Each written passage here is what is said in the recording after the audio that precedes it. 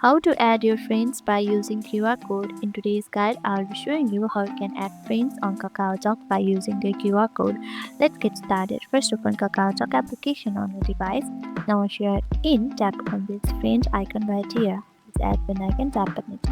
Now, here you can see QR code. Just tap on QR code. Now this will open your camera.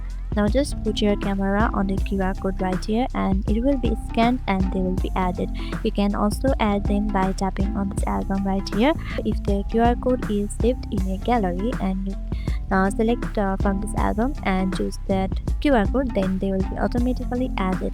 And that's how you can add someone from QR code by just scanning from here. That's it. Hope this video helped you. If it did, make sure to give this video a thumbs up and subscribe for more tips and tutorials. Thank you for watching and I'll see you in the next video.